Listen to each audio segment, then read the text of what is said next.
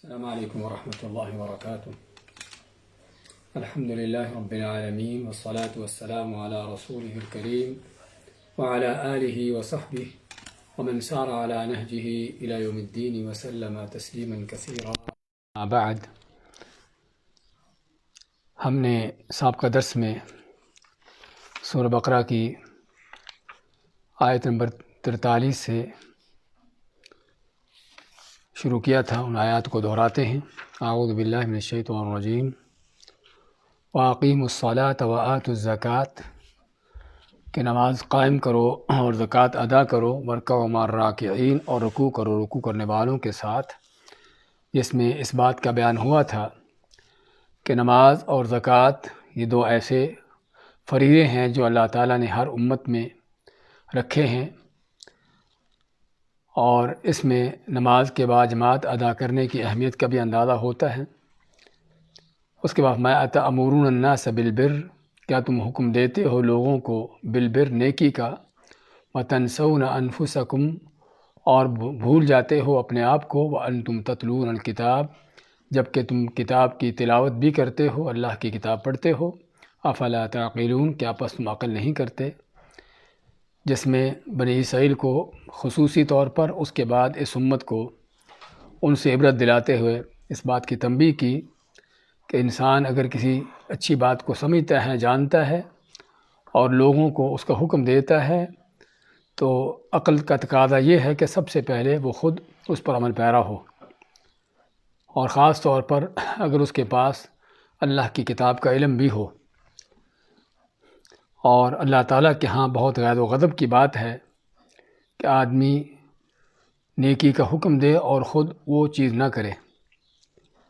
وَاسْتَعِينُوا بِالصَّبْرِ وَالصَّلَاةِ اور مدد حاصل کرو صبر سے اور نماز سے. ہم ذکر کیا تھا کہ صبر اور نماز کا کیا تعلق ہے مدد حاصل ہونے سے یا مدد حاصل کرنے سے، کہ اس میں اللہ تعالیٰ کی تقدیر پر یقین و ایمان رہتا ہے، اور آدمی اللہ پر توکل کرتا ہے اور اسی پر بھروسہ کر کے اللہ کی طرف سے آنے والی چیز کو برداشت کرتا ہے، اور بے صبری کا مظاہرہ کرتے ہوئے کوئی یعنی کہ شور نہیں مچاتا یا واویلا نہیں کرتا. تو یہ وہ چیز ہے کہ جو اللہ تعالیٰ کو پسند ہے، اور پھر اللہ تعالیٰ کی سب مدد حاصل ہوتی ہے. اور اس طرح نماز جو ہے بندے کا اللہ کے ساتھ جو بہترین ایک صلہ اور رابطہ ہے. وَإِنَّهَا لَكَبِيرَةٌ إِلَّا عَلَى الْخَاشِعِينَ کہ نماز کے بارے میں فرمایا کہ بے شک وہ بڑی بھاری ہے مگر خشوع کرنے والے اللہ سے ڈرنے والوں کے لیے نہیں. کہ نماز کے لیے اٹھنا، نکلنا، کام چھوڑنا اور یہ ساری چیزیں واقعی ہی مشکل ضرور ہیں، لیکن جن کے دل میں اللہ کا ڈر خوف ہوتا ہے ان کو ان چیزوں سے بس بلکہ لذت حاصل ہوتی ہے، نہ کہ مشکل ہوتی ہے. اور جس کو مشکل لگتی ہے اس کے بارے میں جس طرح کہ احادیث میں آتا ہے کہ منافقین ہیں کہ جن کے لیے نماز کے لیے اٹھنا اور نکلنا مشکل ہوتا ہے. تو خاشعین کون ہیں؟ اللہ سے ڈرنے والے کون ہیں؟ الذین یظنون انہم ملاقو ربہم جن کو اس بات کا یقین ہے کہ وہ اپنے رب سے ملاقات کرنے والے، ملنے والے ہیں، یعنی ان کا اللہ کے سامنے کھڑے ہونے کا اس بات پر یقین ہے، اور اللہ کو حساب کتاب دینے کا اس بات کی فکر ہے. تو جو فکر جو ہے ان کو ان کے کام چھڑا دیتی ہے، ان کی نیند سے اٹھا دیتی ہے اور اللہ کی بارگاہ میں کھڑا کرتی ہے. وَأَنَّهُمْ إِلَيْهِ راجعون اور بے شک وہ اس کی طرف لوٹنے والے ہیں، اللہ کی طرف. یا بنی اسرائیل اذکروا نعمتی التی انعمت علیکم اے بنی اسرائیل یاد کرو میری اس نعمت کو جو میں نے تم پر کی.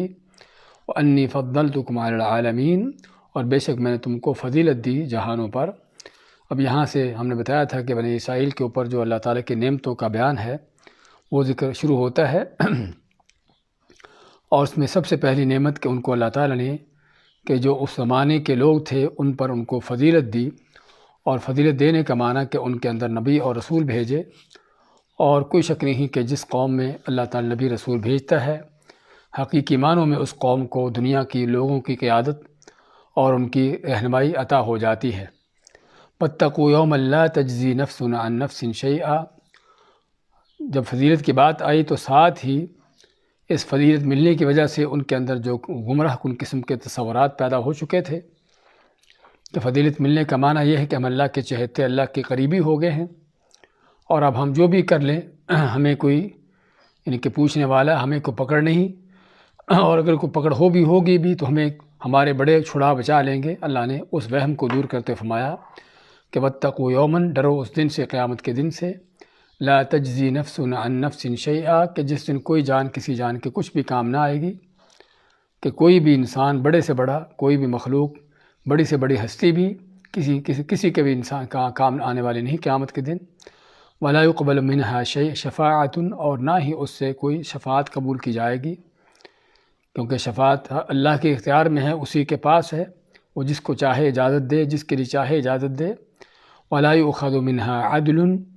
اور نہ ہی اس سے کوئی بدل لیا جائے گا، کہ اس کے بدلے میں کسی دوسرے انسان کو پکڑ لیا جائے،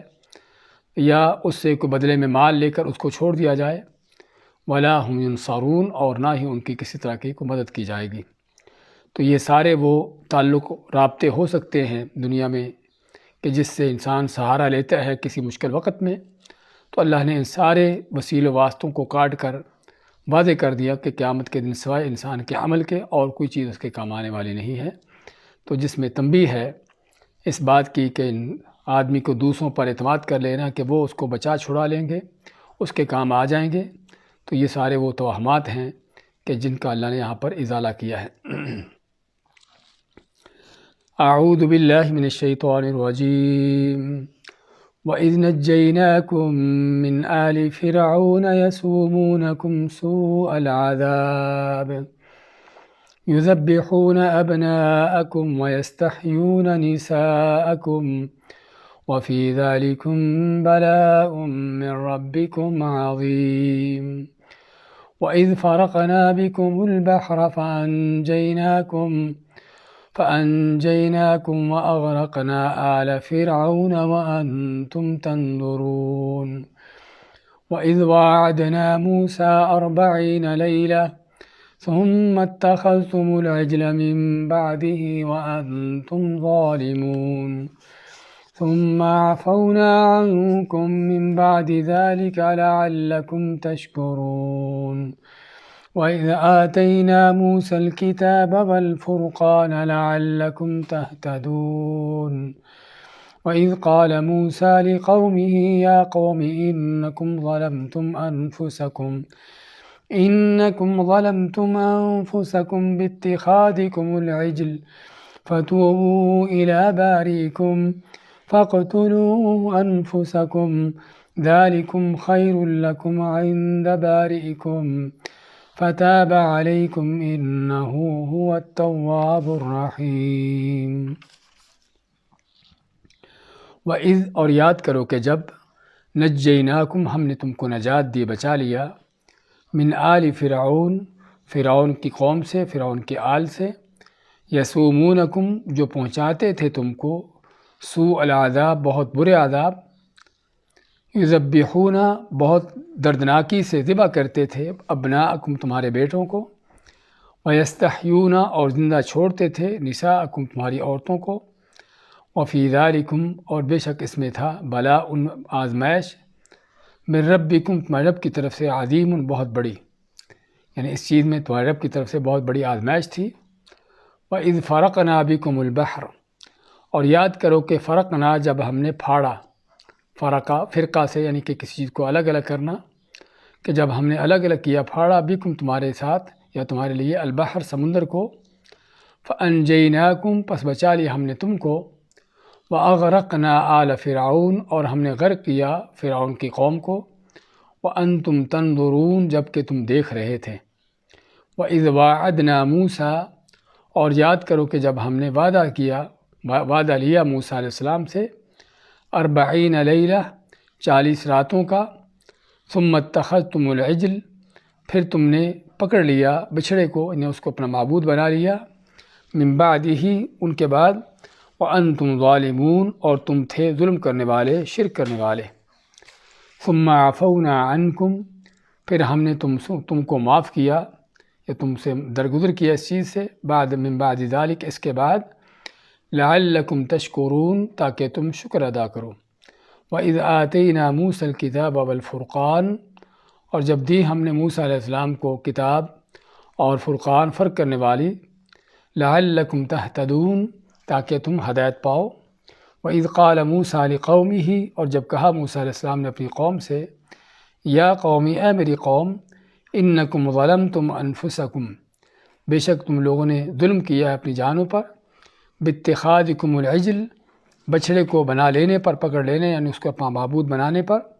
فتوبوا الی بارئکم، فتوبوا پس توبہ کرو، توبہ طائب ہو، الی بارئکم اپنے خالق، اپنے پیدا کرنے والے کی طرف، فقتلوا انفسکم پس قتل کرو اپنے آپ کو یعنی ایک دوسرے کو، ذالکم خیر لکم، یہی تمہارے لیے بہتر ہے، عند بارئکم تمہارے خالق، تمہارے پیدا کرنے والے کے پاس، فتاب علیکم پس اس نے تم پر توبہ کی، انہ هو التواب الرحیم، بے شک وہی ہے جو بہت توبہ قبول کرنے والا اور بہت رحم کرنے والا ہے۔ سورۃ البقرہ کی آیت نمبر 49 سے 54 تک کی تلاوت اور ترجمہ پیش کیا گیا ہے۔ فرماتا اللہ تعالیٰ وَإِذْ نَجَّيْنَاكُم مِّنْ آلِ فِرْعَوْنَ، اور جب ہم نے تم کو نجات دی، بچا لیا فرعون کی قوم سے۔ یہ پہلی بار فرعون کا یہاں ذکر آتا ہے۔ فرعون اصل میں تو حقیقت میں مصر کا جو بادشاہ ہوتا تھا اس زمانے میں، اس کو فرعون کا نام دیا جاتا تھا، اس لیے فرعون کو ایک نہیں ہے بلکہ ہر مصر کے بادشاہ کو فرعون کا نام دیا جاتا تھا۔ لیکن یہ موسیٰ علیہ السلام کے زمانے کا فرعون کون ہے اور کوئی ایک ہی ہے یا ایک سے زیادہ تھے، اس میں مفسرین کے مختلف رائے ہیں، اور کہا جاتا ہے کہ موسیٰ علیہ السلام کے زمانے کا فرعون جو ہے اس کا نام الولید بن مصعب بن ریان تھا، یا دوسری روایت میں آتا ہے کہ مصعب بن ریان، مطلب جو بھی ہے، تو یہ جس کو فرعون موسیٰ کے نام سے عربی میں کہا جاتا ہے کہ وہ فرعون جو موسیٰ علیہ السلام کے زمانے میں تھا اور جس کا معاملہ موسیٰ علیہ السلام کے ساتھ رہا اور جس کا ذکر قرآن کریم میں آتا ہے۔ تو فرمایا کہ ہم یاد کرو بنی اسرائیل کہ جب ہم نے تم کو بچایا فرعون کی قوم سے، اور آل سے مراد، ویسے تو آل سے مراد اولاد ہوتی ہے، کسی کی آل یعنی اس کی اولاد، اس کی نسل، لیکن جب آل کا لفظ کسی ایسے شخص کے ساتھ استعمال ہوتا ہے کہ جو قائد ہو، رہنما ہو، بادشاہ ہو، یا اس کی کوئی اور پیشوائی اور اس طرح کی حیثیت ہو، تو پھر اس کا آل کا لفظ صرف اس کی ذاتی اولاد پر نہیں بلکہ اس کے پیروکاروں پر استعمال ہوتا ہے۔ تو اس لیے فرعون بھی چونکہ بادشاہ تھا اور کفر کا سردار تھا، تو اس کی آل سے مراد یعنی اس کی پیروکار، اس کا پیچھا کرنے والے، جو اس کی اولاد ہو یا اس کے لاؤ لشکر ہوں یا اس کے پیچھے چلنے والے اس کی قوم ہوں، تو یہ سبھی آل سے مراد یہاں پر ہیں۔ اور اسی طرح نبی کریم علیہ السلام کے جب آل کا ذکر ہوتا ہے تو اس سے صرف آپ صلی اللہ علیہ وسلم کے خاندان کے لوگ ہی نہیں بلکہ علماء کے صحیح قول کے مطابق یعنی آپ کی آل میں وسیع معنی کے طور پر، ایک وسیع پیمانے کے طور پر، ہر وہ شخص جو آپ پر سچے دل سے ایمان لاتا ہے اور صحیح معنوں میں اتباع کرتا ہے وہ آپ کی آل میں سے اس لحاظ سے شامل ہے۔ تو بات کر رہے تھے کہ آل سے مراد یعنی فرعون کی قوم، اس کے پیروکار، کہ جب ہم نے تم کو بچایا فرعون کی قوم سے، یسومونکم سوء العذاب، جو تم کو بڑے بدترین عذاب پہنچاتے تھے۔ کیسے عذاب پہنچاتے تھے؟ یذبحون ابناءکم، یذبحون ایک ہوتا ہے یذبحون ذبح کرنا، یہاں پر یذبحون با کے اوپر شد کے ساتھ،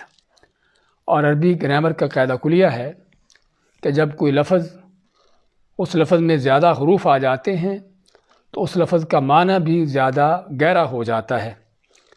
یعنی یذبح ذبح کرنا، لیکن یذبحون کسی چیز کو بڑی بے دردی کے ساتھ اس کو ذبح کرنا۔ تو جو تمہیں بہت بے دردی سے ذبح کرتے تھے تمہارے ابناءکم، تمہارے بیٹوں کو، وَيَسْتَحْيُونَ نِسَاءَکم، اور زندہ چھوڑتے تھے تمہاری عورتوں کو۔ یہ سلسلہ کہاں سے شروع ہوا اور کیوں شروع ہوا، یا فرعون جو ہے بنی اسرائیل کے بچوں کو کیوں قتل کرتا تھا، اس کی وجہ کیا ہے؟ اس میں مفسرین ذکر کرتے ہیں کہ فرعون نے کوئی خواب دیکھا تھا یا اس کے کوئی درباریوں نے خواب دیکھا تھا، تو اس خواب میں دیکھا کہ بنی اسرائیل کے ہاں کوئی بچہ پیدا ہوگا، اور جس کی وجہ سے جو ہے فرعون کی مملکت، اس کی بادشاہت تباہ و برباد ہوگی۔ لیکن اللہ عالم جو صحیح ہے وہ یہ ہے کہ فرعون اور اس کے درباریوں نے بنی اسرائیل کے بارے میں، وہ جانتے تھے کہ بنی اسرائیل کے بارے میں اللہ تعالیٰ کی طرف سے کیا وعدے ہیں کہ تم کو بادشاہت اور حکومتیں دی جائیں گی، زمین پر تم کو سلطنت دی جائے گی۔ تو چنانچہ بنی اسرائیل کی جب تعداد بڑھتی ہے، ان کی آبادی زیادہ ہوتی ہے، تو فرعون اور اس کے درباریوں کو اس بات کی فکر ہوتی ہے کہ واقعی ہی اس قوم سے جو کیے ہوئے وعدے ہیں کہیں پورے نہ ہو رہے ہوں، کہ اگر یہ قوم اس انداز سے پھیل رہی، بڑھ رہی ہے، تو اس کا معنی یہ ہے کہ ممکن ہے کہ ایک وقت میں جا کر اس قدر قوت طاقت پکڑ جائیں کہ حتیٰ کہ ہمارے ملکوں پر یہ قابض ہو جائیں۔ تو اس لیے فرعون نے جو ہے بنی اسرائیل کے بچوں کو قتل کرنے کا حکم دیا، اور یہ رائے جو ہے کوئی بعید نہیں ہے، کیونکہ کل کا فرعون اگر یہ کرتا تھا تو آج کے فرعون بھی یہی کچھ کر رہے ہیں۔ ان کو مسلمانوں کی بڑھتی ہوئی آبادیاں، مسلمانوں کی جو بڑھتی ہوئی تعداد ہے، اس چیز سے بڑے فکر مند ہیں۔ اور پھر اگرچہ فرعون نے تو چھروں سے، تلواروں سے بچوں کو ذبح کرنے کا کام شروع کیا تھا،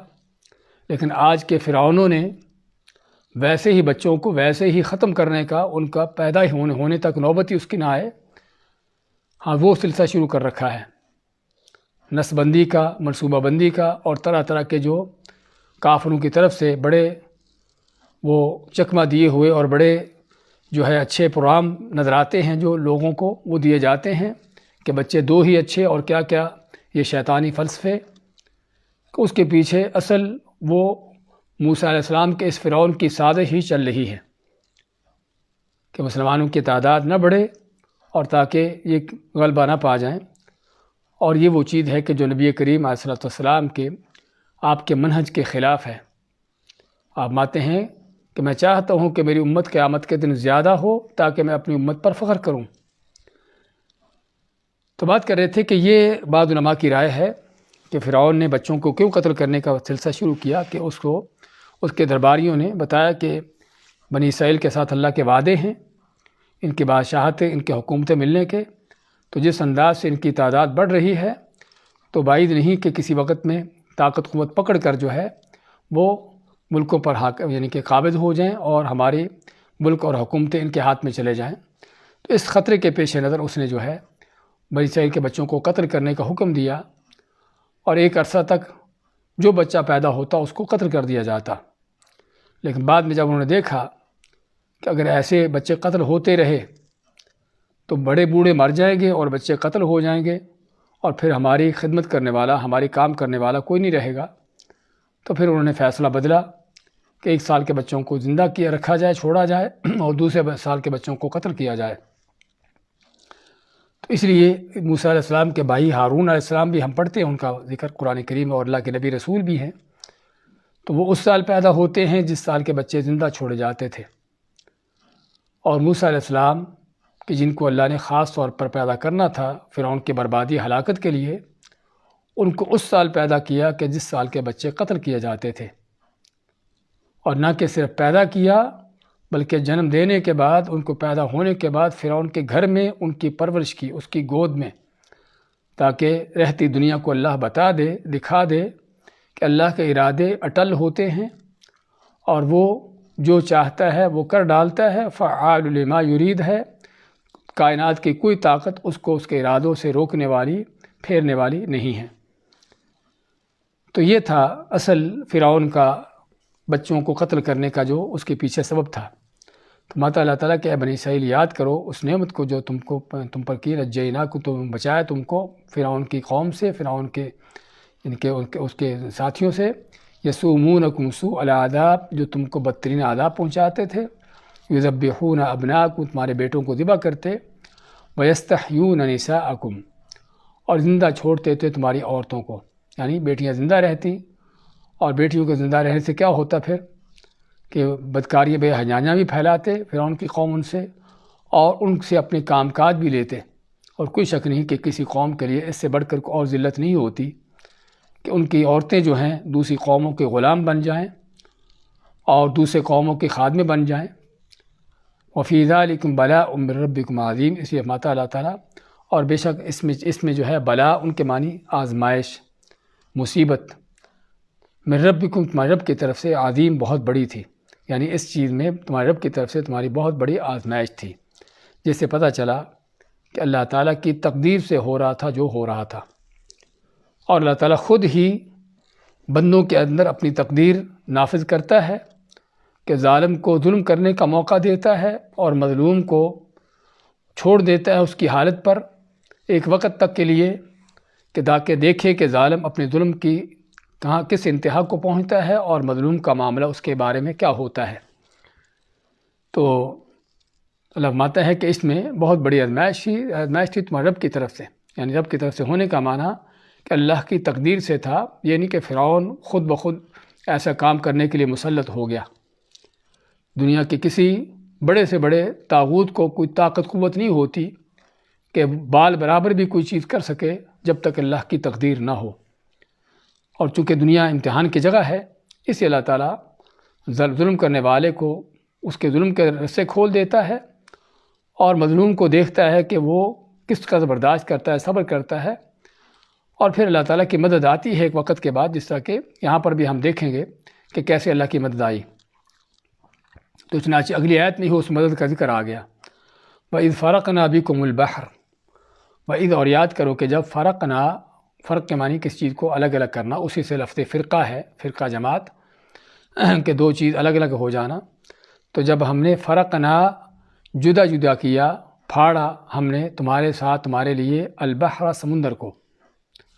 فَأَنْجَيْنَاكُمْ، پس بچا لیا ہم نے تم کو، وَأَغْرَقْنَا آلَ فِرْعَوْنَ، اور غرق کر دیا ہم نے فرعون کی قوم کو، وَأَنْتُمْ تَنْظُرُونَ، جبکہ تم دیکھ رہے تھے۔ یہ ایک دوسری بڑی نعمت، بلکہ جس بچانے کا ذکر پچھلی آیت میں ہوا ہے، اسی بچانے کا انداز بیان ہوا ہے کہ بچایا کیسے۔ تو خیر موسیٰ علیہ السلام کو اللہ نے پیدا کیا، بڑھتے ہیں پلتے ہیں فرعون کے گھر میں ہی، اس کے محل میں ہی، اور حتیٰ کہ جوانی تک پہنچنے کے بعد، یعنی کہ وہ وہاں سے آدمی کو قتل کرنے کے بعد بھاگتے ہیں، ایک لمبا واقعہ، اللہ تعالیٰ ان کو نبوت عطا کرتا ہے، اور پھر فرعون یعنی کہ مصر واپس جاتے ہیں، اور جا کے فرعون کو اس کی قوم کو دعوت دیتے ہیں۔ ایک عرصہ تک یہ دعوت دیتے رہتے ہیں، لیکن فرعون اس کی قوم میں سوائے چند لوگوں کے اور کوئی ایمان نہ لایا۔ تو آخر میں اللہ تعالیٰ موسیٰ علیہ السلام کو حکم دیتا ہے کہ بنی اسرائیل کو، جو موسیٰ علیہ السلام کی قوم ہے، ان کو یہاں سے مصر سے لے کر نکلو، تاکہ فرعون کے ظلم سے، ان کی غلامیوں سے ان کو نکالو اور ان سے بچاؤ۔ تو چنانچہ موسیٰ علیہ السلام اللہ کے حکم کے ساتھ بنی اسرائیل کو لے کر نکلتے ہیں مصر سے، اور مصر سے جب نکلتے ہیں تو نکلتے کس طرف ہیں؟ جو بحر احمر کے نام کے، ریڈ سی کے نام سے یہ سمندر جانا جاتا ہے، یعنی مصر سے مشرق کی طرف۔ تو ادھر سفر کرتے ہیں، حتیٰ کہ چلتے چلتے ایک صبح کیا ہوتا ہے کہ آگے دیکھتے ہیں کہ سمندر ہے ٹھاٹھے مارتا ہوا، اور پیچھے جب نظر دوڑاتے ہیں تو فرعون اپنی فوجیں لیے ہوئے آ رہا تھا بنی اسرائیل کو پکڑنے کے لیے۔ تو اس وقت جو ہے بنی اسرائیل نے جب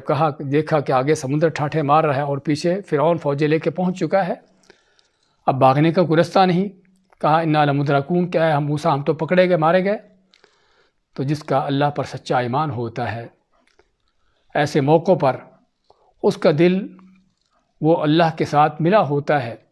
اللہ پر یقین و توکل ہوتا ہے، تو موسیٰ علیہ السلام بڑے پر اعتماد انداز سے کیا فرماتے ہیں؟ کلا، ہرگز نہیں، ہرگز پکڑے نہیں جائیں گے، ان معی ربی سیہدین، میرے ساتھ وہ رب ہے جو یہاں بھی رستہ دکھائے گا۔ تو چنانچہ اللہ نے پھر رستہ دکھایا۔ رستہ دکھانے کے لیے کیا فرمایا؟ موسیٰ علیہ السلام کو حکم دیا کہ وہی عصا ڈنڈا جو کہ سانپ بنتا تھا، اسی عصا کو، ڈنڈے کو سمندر پر مارو۔ تو اللہ نے کیا کیا؟ سمندر پر مارنے کی دیر تھی تو فرقنا، اللہ ماتا ہے کہ ہم نے پھاڑ دیا سمندر کو۔ اور دوسری آیت میں اللہ تعالیٰ کا فرمان ہے فَانْفَلَقَ فَكَانَ كُلُّ فِرْقٍ كَالطَّوْدِ الْعَظِيمِ، کہ سمندر پھٹا، اور پھٹنے کے بعد کیا ہو گیا کہ ہر جو اس کا حصہ تھا ایک بڑے پہاڑ کی مانند کھڑا ہو گیا۔ پانی کو اللہ تعالیٰ نے ایک لمحے کے اندر اس کو پہاڑوں کی طرح کھڑا کر دیا۔ اور یہ ہے اللہ کے وہ قدرتیں، اللہ کی عظمتیں، اللہ کی مدد نصرت کے وہ انداز کہ جو ہمیں اس طرح کی آیات کو پڑھتے ہوئے اپنے سامنے رکھنے چاہیے۔ کہ اللہ تعالیٰ کس طرح اپنے بندوں کی مدد کرتا ہے، اور ظالم کو جب پکڑنے پر آتا ہے تو کس انداز سے اس کو رگڑتا ہے، اور مظلوموں کی جب مدد کرنے پر آتا ہے تو کیسے دبے ہوئے گرے ہوئے لوگوں کو اٹھا دیتا ہے۔ تو اللہ تعالیٰ کی قدرتوں کے انداز کہ وہ پانی جس کا کام ڈبونا ہوتا ہے، غرق کرنا ہوتا ہے، اللہ نے اس پانی کو کس طرح پہاڑوں کی طرح کھڑا کر دیا۔ تو اسی طرف اشارہ ہوتا ہے یہاں پر وَإِذْ فَرَقْنَا بِكُمُ الْبَحْرَ، اور یاد کرو کہ جب ہم نے پھاڑا تمہارے ساتھ یا تمہارے لیے سمندر کو، فَأَنْجَيْنَاكُمْ، پس تم کو ہم نے بچا لیا۔ سمندر پھٹتا ہے، رستے بنتے ہیں، جس کا اللہ تعالیٰ سورۃ طٰہٰ میں مزید ذکر کرتا ہے وَلَقَدْ أَوْحَيْنَا إِلَىٰ مُوسَىٰ أَنْ أَسْرِ بِعِبَادِي فَاضْرِبْ لَهُمْ طَرِيقًا يَبَسًا فِي الْبَحْرِ لَا تَخَافُ دَرَكًا وَلَا تَخْشَىٰ۔ موسیٰ ماتا کہ ہم نے ان پر وحی کی کہ اپنے میرے بندوں یعنی ایمان والوں کے ساتھ نکلو، فَاضْرِبْ لَهُمْ طَرِيقًا فِي الْبَحْرِ، اور ان کے لیے رستہ مارو، رستہ نکالو سمندر میں، یا بسن خشک رستہ، نہ کہ صرف سمندر پھٹا ہے اس کے پانی کھڑا ہوا ہے پہاڑوں کی طرح، بلکہ وہ جگہ، وہ سطح جہاں پر صدیوں سے اور کب سے پانی بہتا چلا آ رہا تھا، اور کیا دلدل تھی نیچے، اور کیا وہ وہاں پر یعنی کہ نمی ہوتی ہے اس طرح کی جگہ پر، اللہ تعالیٰ نے ایک لمحے کے اندر اس جگہ کو بھی خشک کر دیا کہ تاکہ بنی اسرائیل جو ہیں وہ ان خشک رستوں پر امن و امان سے بغیر کسی ڈر خوف کے جو ہے وہ چلتے ہوئے سمندر کو پار کریں۔ تو فَأَنْجَيْنَاكُمْ، ہم نے تم کو بچا لیا، وَأَغْرَقْنَا آلَ فِرْعَوْنَ، اور غرق کیا ہم نے، ڈبا دیا ہم نے فرعون کی قوم کو، وَأَنْتُمْ تَنْظُرُونَ، اور اس حالت میں کہ تم دیکھ رہے تھے۔ وَأَنْتُمْ تَنْظُرُونَ، یہ حال ہے بنی اسرائیل کا، جملہ حالیہ ہے کہ اس حالت میں کہ تم دیکھ رہے تھے۔ یہ دیکھنے کا ذکر کیوں کیا؟ اس کے پیچھے اصل میں حکمت کیا ہے کہ بنی اسرائیل جو نسل در نسل فرعون کی قوم کی غلامیوں میں چلے آئے تھے، اور یہ غلام ان کے ذہنیت کی قوم، ان کے لیے فرعون کا ہلاک ہونا، فرعون کی قوم کا تباہ ہونا ان کے تصورات سے بالا تر تھا۔ اور صرف ان کی بات نہیں بلکہ ہر غلام قوم کا یہی حال ہوتا ہے۔ جب قومیں غلامیوں میں پلی ہوتی ہیں اور غلامیاں ان کے دل دماغ پر چھائی ہوتی ہیں، تو اپنے دشمن کے بارے میں ان کا تصور بھی نہیں ہو سکتا کہ یہ دشمن کبھی ہلاک ہو سکتا ہے، کبھی تباہ ہو سکتا ہے۔ تو ایسے ہی بنی اسرائیل بھی اس قدر غلامیوں کے اندر دبے ہوئے تھے، دل دماغ پر غلامیاں مسلط تھی ان کے، کہ فرعون کے بارے میں تصور ہی نہیں کر سکتے تھے کہ فرعون ہلاک ہو سکتا ہے۔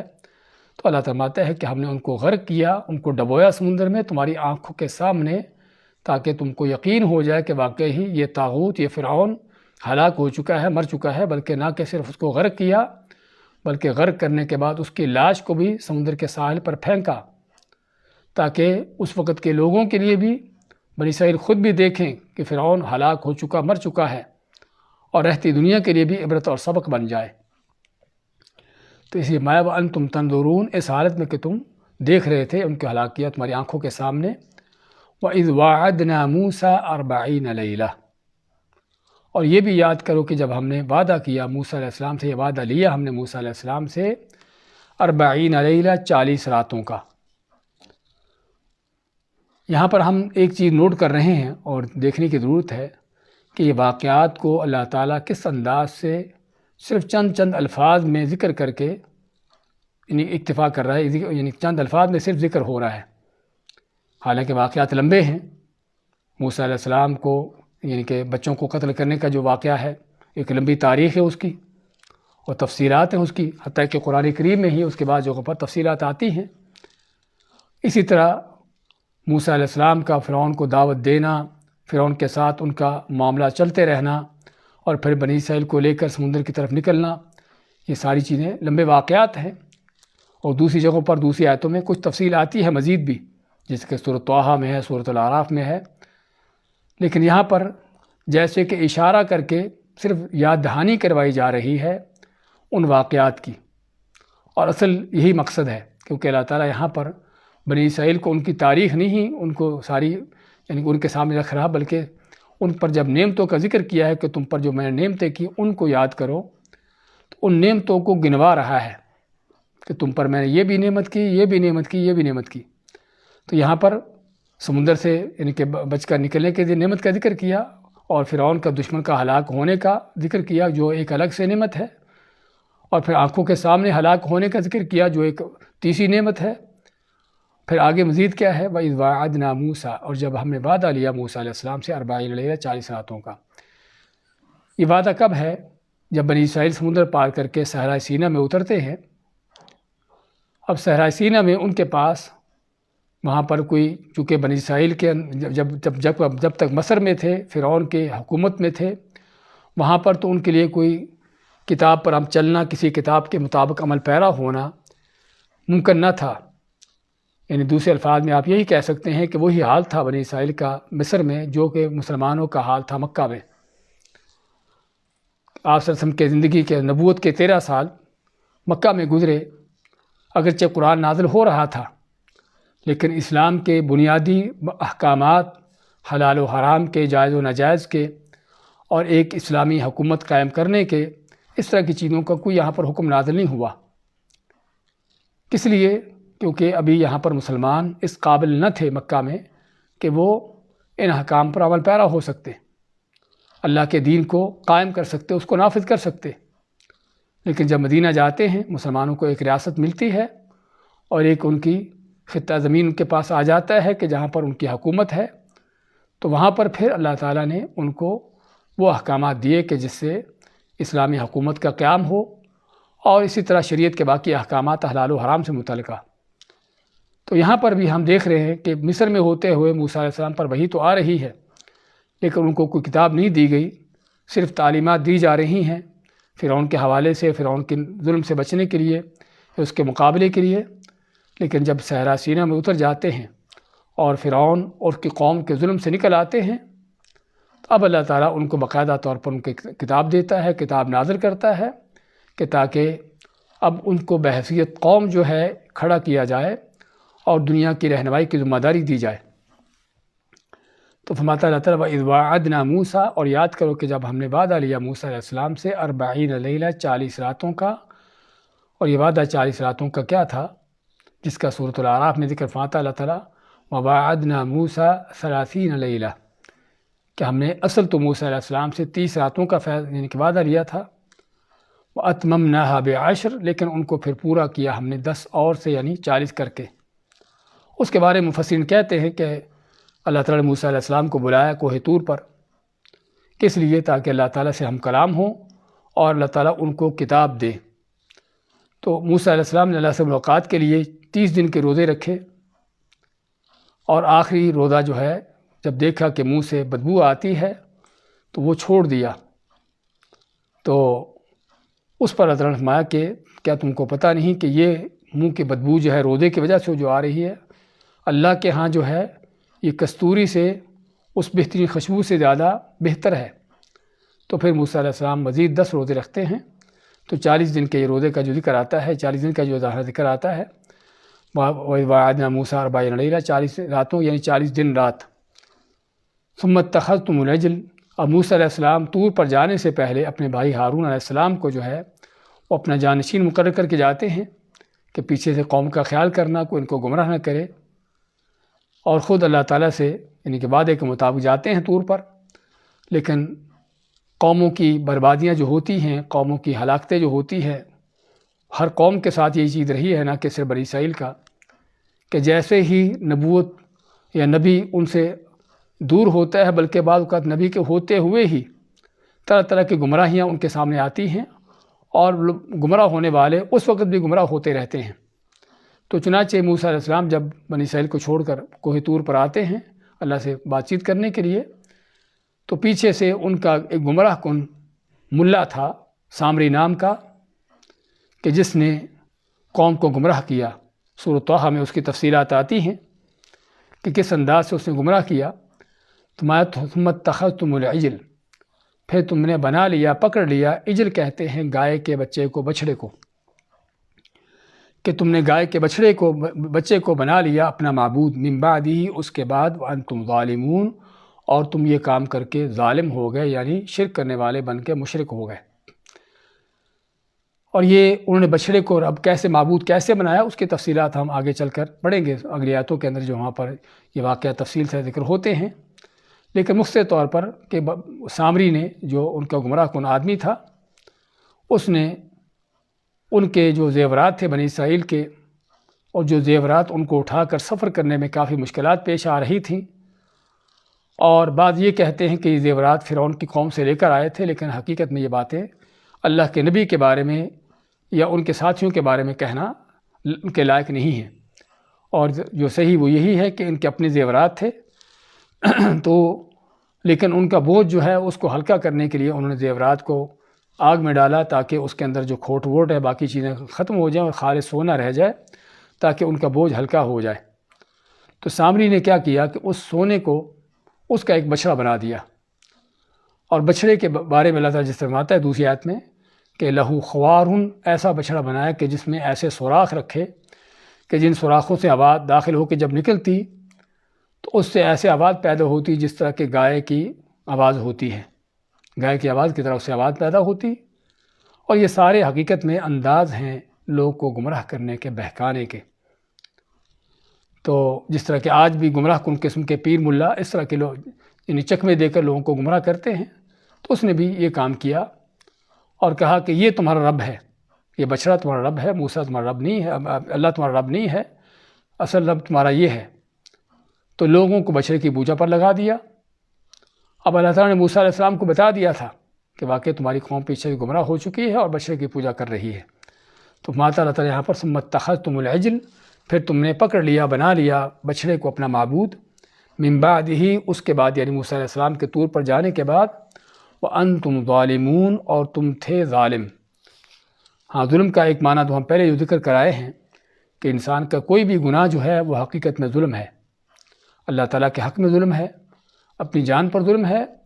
اور بعض اوقات دوسرے لوگوں پر بھی جب اس گناہ کا اثر پہنچتا ہے تو ان پر بھی ظلم ہے۔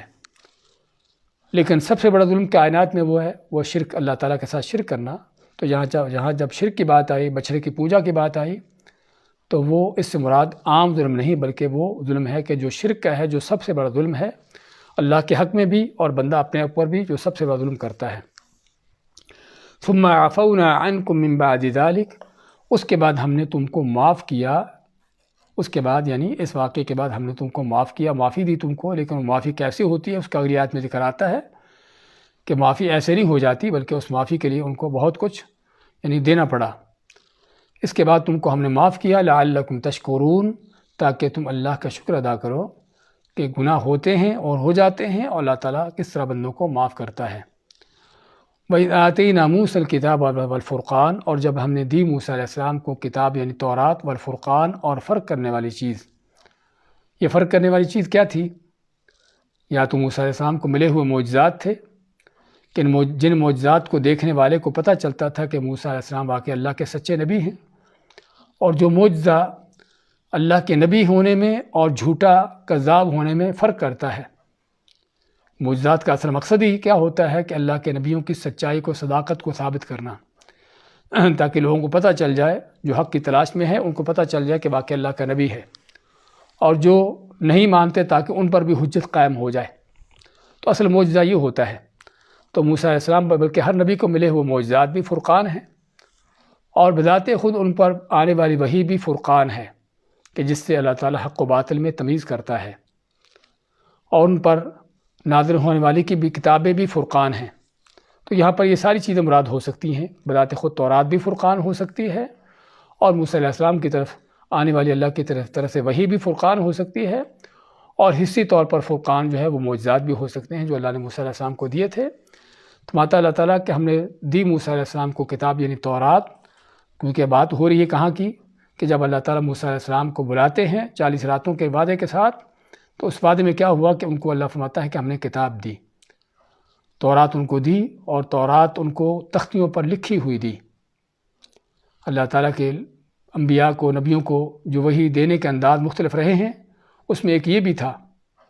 کہ بعض اوقات تو اکثر اوقات تو فرشتے کو بھیج کر اللہ تعالیٰ نبیوں کو کوئی تعلیمات پہنچاتا، اور بعض اوقات اللہ تعالیٰ کسی نبی کو لکھی ہوئی کوئی چیز دے دیتا۔ تو موسیٰ علیہ السلام کو اللہ نے لکھی ہوئی تورات دی، جو اپنے ہاتھ سے لکھی ہے، جس طرح کہ صحیح روایات میں ہے، والفرقان، اور ان کو فرقان دیا، جو اس کتاب کے اندر بھی فرقان تھا، تمیز تھی، اور معجزات کے اندر بھی، اور ان پر آنے والی وحی کے اندر بھی طرح طرح کی وہ چیزیں تھیں کہ جو لوگوں کے لیے حق و باطل میں فرق کرنے والی تھی۔ کس لیے کتاب دی؟ یہ فرقان کس لیے تھا؟ لعلکم تہتدون، تاکہ تم ہدایت پاؤ۔ جسے پتہ چلا کہ اصل جو ہے ہر کتاب کا مقصد، جو آسمان سے آنے والی کتابیں ہیں، ان کا مقصد جو ہے وہ لوگوں کی ہدایت ہے، ان کو صحیح رستوں پر لگانا، چلانا ہے۔ وَإِذْ قَالَ مُوسَىٰ لِقَوْمِهِ، اور یاد کرو کہ جب کہا موسیٰ علیہ السلام نے اپنی قوم سے، یا قوم انکم ظلمتم انفسکم باتخاذکم العجل، اے میری قوم، یا قوم، اے میری قوم، انکم، بے شک تم نے، ظلمتم انفسکم، ظلم کیا تم نے اپنی جانوں پر، باتخاذکم العجل، بچھڑے کو پکڑ لینے پر، بنا لینے پر، یعنی اپنا معبود بنانے پر، یہ کام تم نے کر کے اپنی جانوں پر بہت بڑا ظلم کیا ہے۔ یعنی یہاں پر وہ سارا واقعہ سمیٹ دیا کہ موسیٰ علیہ السلام کو اللہ نے طور پر بتا دیا، موسیٰ علیہ السلام نے کیا رویہ اختیار کیا، اور اس کے بعد واپس آتے ہیں، تو جب قوم میں واپس آتے ہیں تو دیکھتے ہیں قوم کو کہ واقعی ہی بچھڑے کی پوجا پر لگی ہوئی ہے۔ اپنے بھائی کو بھی، ان کو بھی ڈانٹتے ہیں، ان کو سرزنش کرتے ہیں کہ تم نے یہ کیا کیا میرے بعد؟ تو انہوں نے کہا کہ میرے بس کی بات نہیں تھی، میں ان کو روکا لیکن نہیں رکے۔ اور بنی اسرائیل کو بھی ڈرایا دھمکایا اللہ کے عذاب سے، اور پھر ان کو فرماتے ہیں کہ بنی اسرائیل، تم نے یہ کام کر کے بچھڑے کو اپنا معبود بنا کر، اللہ کو چھوڑ کر یہ معبود بنا کر تم نے کیا کیا ہے؟ اپنی جانوں پر بہت بڑا ظلم کیا ہے۔ تو اب کیا ہے؟ اپنے رب کے فتوبوا الی بارئکم، پس توبہ کرو اپنے باری۔ بارا یبرؤ کے معنی کیا ہوتا ہے؟ کہ کس چیز کو پیدا کرنا، کس چیز کو بنانا۔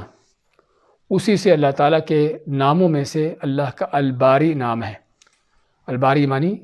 جو کسی چیز کو ایجاد کرنے والا، پیدا کرنے والا ہے، اور جو خالق کے معنی ہیں، لیکن خلق کا معنی عام ہے، کسی چیز کو عموماً پیدا کرنا، لیکن بارہ کسی چیز کو پہلی بار پیدا کرنا۔ تو فرمایا کہ فتوبوا الی بارئکم، پس توبہ طائب ہو اپنے اس رب سے جس نے تم کو پہلی مرتبہ پیدا کیا ہے، یعنی تم وہی تم کو پیدا کرنے والا ہے، کسی اور سے تم پیدا نہیں ہوئے۔ تو اپنے رب سے جو ہے توبہ کرو، اسے توبہ طائب ہو۔ لیکن توبہ کے لیے کیا کرو؟ فَقْتُلُوا أَنفُسَكُمْ، پس قتل کرو اپنے آپ کو۔ لفظی معنی یہ ہے، لیکن اپنے آپ کو قتل کرنے سے مراد خودکشی نہیں ہے، بلکہ ایک دوسرے کو قتل کرو۔ کیونکہ جب قوم ایک ہی ہوتی ہے، ایک ہی دین اور ایک ہی خاندان، قوم قبیلے سے ان کا تعلق ہوتا ہے، تو قوم کے سبھی افراد ایسے ہوتے ہیں جیسے ایک جسم ہوں۔ جس طرح کہ نبی اکرم صلی اللہ علیہ وسلم مسلمانوں مومنوں کے حوالے سے کیا فرماتے ہیں کہ مثل المؤمنین فی توادہم وتراحمہم کمثل الجسد الواحد، کہ مسلمانوں کی، مومنوں کی مثال آپس میں رحم دلی کی، محبت کی اس طرح ہے جس طرح ایک جسم ہو، کہ اگر جسم کے کسی ایک حصے میں کوئی تکلیف ہوتی ہے تو اس تکلیف کا احساس پورے جسم میں ہوتا ہے۔ تو ایسے ہی اللہ تعالیٰ یہاں فرماتا ہے کہ موسیٰ علیہ السلام کو حکم دیتے بنی اسرائیل کو کہ اپنے آپ کو قتل کرو، یعنی ایک دوسرے کو قتل کرو۔ تو چنانچہ اللہ نے ان کی توبہ کے لیے شرط رکھی کہ ان کی توبہ نہیں ہوگی اس وقت تک جب تک وہ ایک دوسرے کو قتل نہ کریں گے۔ تو چنانچہ وہ لوگ جنہوں نے شرک نہیں کیا تھا، وہ ان کو قتل کریں جو شرک کرنے والے ہیں، اور شرک کرنے والے اپنے آپ کو ان کے حوالے کریں، یعنی کہ مقابلہ نہیں کریں، کوئی جنگ کی بات نہیں ہے یہاں۔ بات جو ہے وہ صرف ایک سزا کی ہے جو اللہ کی طرف سے ان پر عائد کی گئی تھی، اور وہ سزا انہوں نے اپنے افراد پر، اپنی قوم پر نافذ کرنا تھی۔ تو چنانچہ جس طرح کہ عبداللہ بن عباس رضی اللہ تعالیٰ عنہ وغیرہ کی روایات میں آتا ہے، فرماتے ہیں کہ اللہ نے جب حکم دیا بنی اسرائیل کی توبہ کا، اور ان کو حکم دیا کہ ایک دوسرے کو قتل کریں، تو اندھیرا چھا جاتا ہے، اور اس گھپ اندھیرے کے اندر قوم ایک دوسرے کو قتل کرتی ہے، حتیٰ کہ ان کے 70,000 لوگ قتل ہو جاتے ہیں۔ اور اس پر جو ہے موسیٰ علیہ السلام اور ہارون علیہ السلام اللہ تعالیٰ سے التجا کرتے ہیں کہ اللہ، اس طرح تو سبھی قوم ہی ہلاک ہو جائے گی، ختم ہو جائے گی۔ تو پھر اللہ تعالیٰ نے اندھیرا جو ہے اس کو ختم کر دیا، اور اندھیرے کا ختم ہونا اس بات کی دلیل تھی کہ اللہ کے ہاں اس قوم کی توبہ قبول ہو چکی، اور اللہ نے وہی کر کے فرما دیا کہ جو لوگ اس میں قتل ہو چکے ہیں وہ میرے ہاں شہیدوں کے رتبے پر ہیں، اور جو زندہ باقی رہ گئے میں ان کی توبہ کو قبول کر لیا ہے۔ تو یہ توبہ تھی بنی اسرائیل کی اپنے اس گناہ سے، اس شرک کے جو گناہ انہوں نے کیا تھا اس سے۔ اور اسے پتہ چلتا ہے کہ سابقہ شریعتوں میں احکامات جو تھے وہ کس انداز سے مختلف تھے اس شریعت اسلام کی بنسبت۔ ہمارے دین میں کیا ہے؟ اللہ تعالیٰ کا فرمان قُلْ يَا عِبَادِيَ الَّذِينَ أَسْرَفُوا عَلَىٰ أَنفُسِهِمْ لَا تَقْنَطُوا مِن رَحْمَةِ اللَّهِ إِنَّ اللَّهَ يَغْفِرُ الذُّنُوبَ جَمِيعًا، کہ اے میرے وہ بندو جنہوں نے اپنی جانوں پر بڑا ظلم کیا ہے، اللہ کی رحمت سے مایوس نہ ہو، بے شک اللہ سبھی گناہوں کو معاف کرتا ہے، جتنا بڑا بھی گناہ کیوں نہ ہو، چاہے شرک زندگی بھر بھی کیوں نہ کرتے رہا ہو۔ یہاں پر تو صرف انہوں نے چند دن کے لیے بچڑے کی پوجا کی تھی، لیکن اگر کوئی بچپن سے لے کر پیدا ہونے سے لے کر ہی اللہ کے سوا اوروں کو پوجتا رہا ہو، اللہ کے سوا اوروں کو پکارتا رہا ہو، اور اس کی عبادتیں اللہ کے سوا اوروں کے لیے رہی ہوں،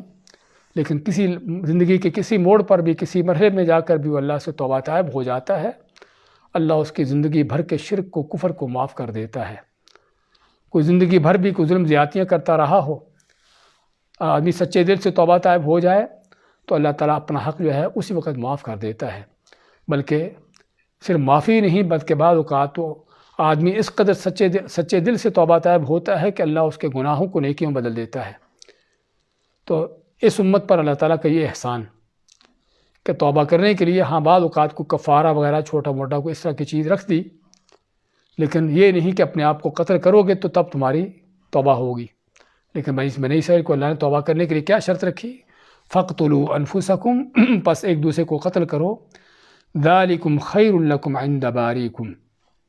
ذَلِكُمْ یہی چیز، خَيْرٌ لَكُمْ تمہارے لیے بہتر ہے، عِنْدَ بَارِئِكُمْ، عِنْدَ کے معنی پاس، باری کے معنی تمہارے خالق، جو تمہارا خالق و مالک ہے، اس کے پاس تمہارا ایسا کرنا ہی بہتر ہے۔ یعنی اللہ کی طرف توبہ طائب ہو، لوٹو اللہ کی طرف رجوع کرو، اور اللہ کے حکم مانتے ہوئے ایک دوسرے کو قتل کرو، تاکہ واقعی اللہ تعالیٰ کو دکھا دو کہ تم کس قدر اللہ کے حکم پر عمل پیرا ہونے کے لیے تیار ہو۔ تو اگر یہ کام کرو گے تو واقعی ہی یہ چیز ہے جو اللہ تعالیٰ کو پسند ہے، تو یہی بہتر ہے تمہارے لیے تمہارے رب کے پاس۔ فَتَابَ عَلَيْكُمْ، پس اللہ نے تم پر توبہ کی، إِنَّهُ هُوَ التَّوَّابُ الرَّحِيمُ، بے شک وہی ہے جو بہت زیادہ توبہ قبول کرنے والا اور بہت مہربان ہے۔